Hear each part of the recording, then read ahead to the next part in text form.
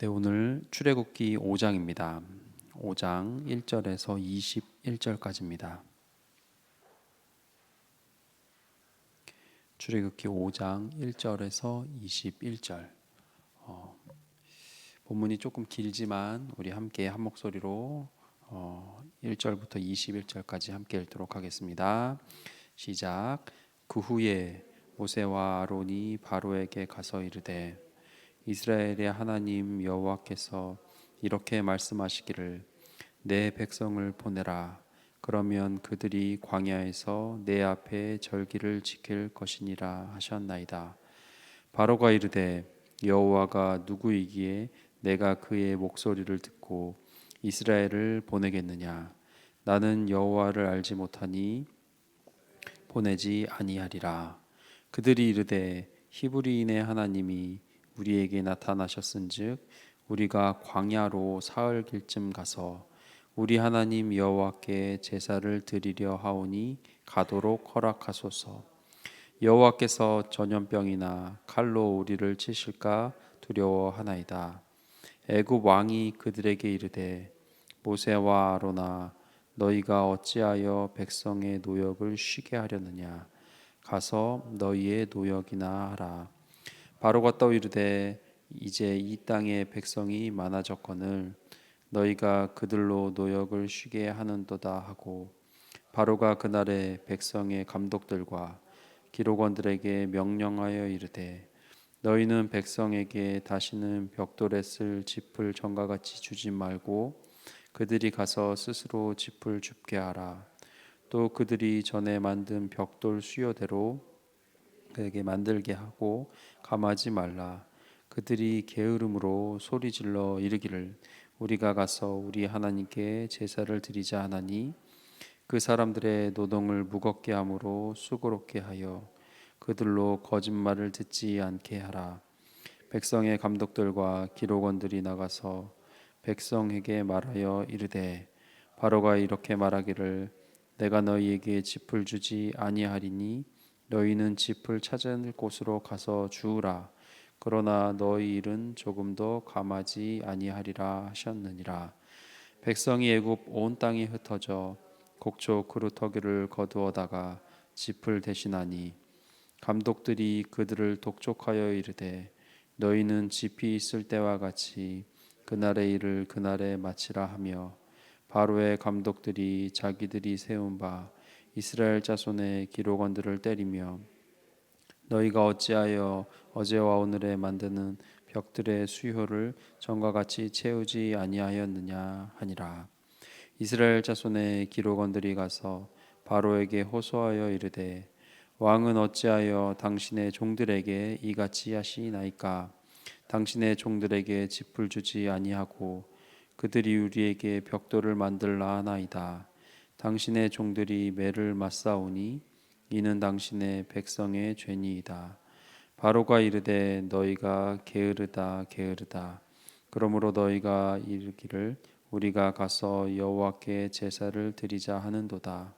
이제 가서 일하라. 짚은 너희에게 주지 않을지라도 벽돌은 너희가 수량대로 바칠지니라. 기록하는 일을 맡은 이스라엘 자손들이 너희가 매일 만드는 벽돌을 조금도 감하지 못하리라 함을 듣고 화가 몸에 미친 줄 알고 그들이 바로를 떠나 나올 때에 모세와 아론이 길에 서 있는 것을 보고 그들에게 이르되 너희가 우리를 바로의 눈과 그의 신하의 눈에 미운 것이 되게 하고 그들의 손에 칼을 주어 우리를 죽이게 하는도다. 여호와는 너희를 살피시고 판단하시기를 원하노라. 아멘. 네, 우리가 출애굽기를 통해 아침마다 은혜를 나누고 있습니다.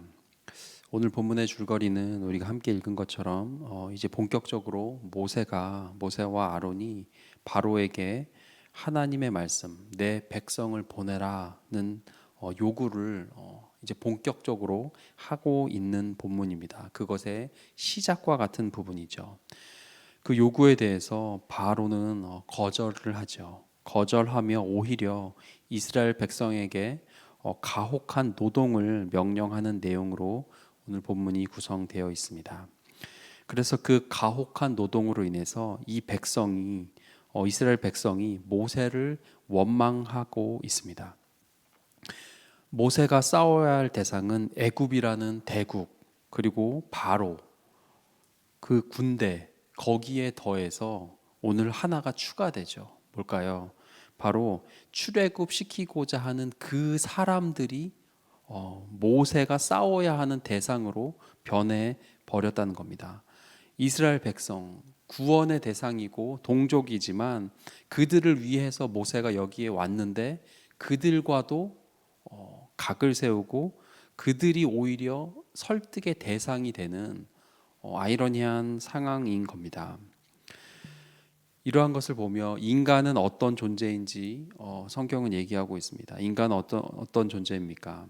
모세의 의도는 뭐죠? 하나님의 의도, 그들에게 참된 자유를 주고자 하는 과정입니다. 하나님의 백성이고 하나님의 자녀예요. 그거에 합당한 괜찮은 삶을 주고 싶어요. 노예가 아니고. 하지만 그럴지라도 사람은요, 나에게 조금이라도 피해가 있으면, 내가 하나님 일하시는 거 알겠는데 하나님 저한테 손해예요. 그러면은 20절에서처럼 우리를 죽이게 하는도다 라며 원망하고 비판하는 게 인간의 본성인 것 같습니다. 하나님의 관점에서 하나님의 계획과 또 하나님의 계획을 아는 모세의 입장에서 출애굽하는 것이 이 백성에게 유익이죠. 상상할 수 없는 정말 행복한 일들이 겁니다.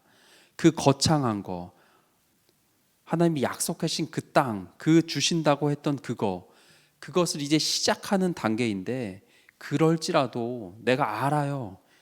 하나님 일인 것 같아요. 그래도 하나님 내가 손해보면요, 하나님 노 하는 게 사람이라는 겁니다. 내가 더 노동하고 내가 경제적으로 내 주머니에서 돈이 더 나가야 돼요. 그 거창한 하나님의 일이라고요? 그거 필요 없습니다 라고 할 수 있는 존재가 이 백성이었고 사람이고 바로 저의 모습이라는 거죠. 오히려 죽이게 하는도다 모세를 원망하는 모습을 볼 수 있습니다. 이 일이, 모세의 일이 어디서부터 시작됐죠? 2장에 보면 이 백성이 하나님께 죽겠다고 살려달라고 탄식합니다. 그것을 들으시고 하나님이 일하세요.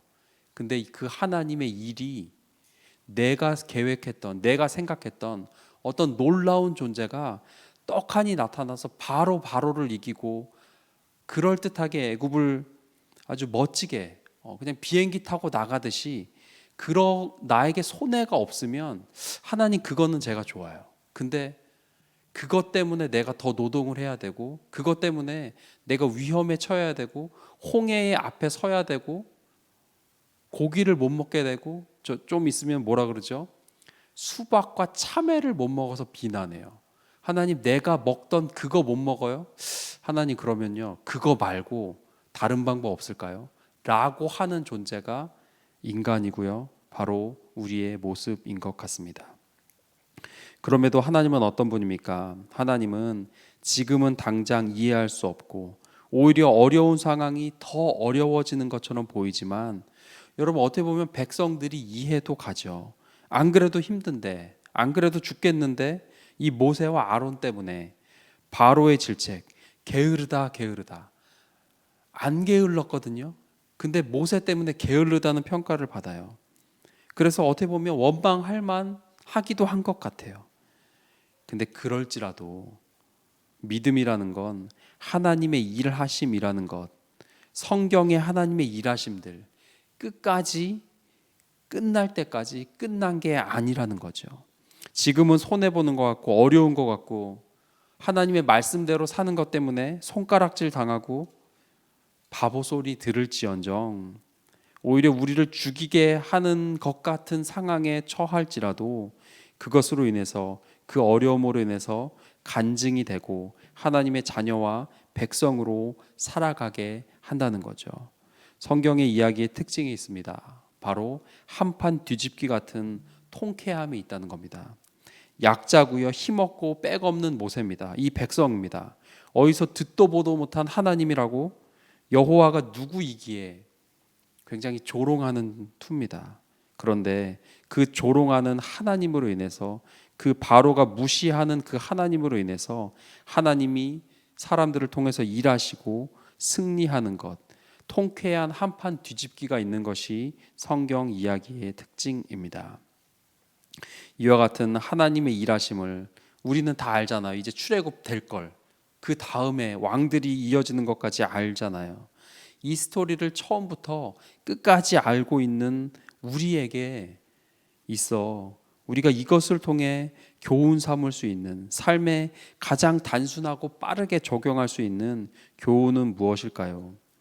바로 우리를 죽이게 하는도다, 이러한 원망과 불신이, 끝을 모르고 하는 이러한 원망과 같은 불신이, 이러한 모세를 공격하는 것 같은 이런 투정들이 우리에게 없기를 소망합니다. 바로의 마병과 군대가 그들을 쫓아올 때 이 백성은 어떠죠? 또 투덜대죠. 애굽에 매장지가 없어서 여기서 죽게 하냐. 우리가 여기서 얻을 수 있는 단순하고 가장 지혜로운 교훈은 우리가 입술로 범죄하지 않아야 된다는 것을 알 수 있다는 겁니다.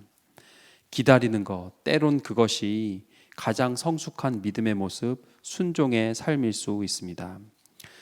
우리가 사는 게 마음대로 되지 않을 때가 있습니다. 내가 계획한 건 이것이 아닌데 더 어려워지는 듯한 모습들이 있을 수도 있는 것이 이 이스라엘 백성의 삶이었고 우리의 삶이기도 합니다. 하나님께서 함께 하시는데 하나님의 영광은커녕 오히려 더 어려움을 겪는 것 같은, 예수 믿어서 손해보는 듯한, 그래서 내가 믿는 믿음이 오히려 나를 힘들게 하는 것은 아닌가와 같은 생각이 들 때가 있습니다. 그와 같은 때에 이 백성을 보며 우리가 입술로 범죄하지 않기를 소망합니다. 잠잠히 하나님이 능력 없는 분이 아님을, 그분이 지각이 부족하신 분이 아님을, 그분이 변하지 않는 이 문제 가운데 계획이 있으시고 나보다 더 나를 잘 아시며 나보다 더 이 문제를 해결하시는 분임을 우리가 그 문제 가운데 선포하며 하나님의 때에 하나님의 방법으로 일하실 것을 믿으며 잠잠히 기도하는 성숙함이 우리 모두에게 있기를 소망합니다. 홍해 앞에 모세가 이 백성에게 이렇게 말하죠. 두려워하지 말고 가만히 서서 오늘 너희를 위하여 행하시는 구원을 보라. 너희는 가만히 있을지어다 했습니다. 가만히 있을지어다. 내 삶에 이해할 수 없는 어려움들에 우리가 입술로 불평하지 않고 가만히 잠잠히 하나님을 신뢰하며 그분의 일하심을 기다리는 그 성숙함이 우리에게 있기를 소망합니다. 기도하겠습니다. 우리 기도하실 때 주님, 우리의 환경과 상황이 내 생각대로 되지 않을지라도 우리가 입술로 마음으로 범죄하지 않게 하여 주시옵소서. 그와 같은 때 오히려 잠잠히 하나님의 일하심과 하나님의 완벽하심을 신뢰하며 믿음으로 오히려 하나님 앞에 나를 바로 세우는 믿음의 시간들, 더 성숙하고 더 좋은 것을 주시는 하나님을 신뢰하며 기다리는 지혜가 우리 모두에게 있게 하여 주시옵소서. 함께 기도하겠습니다.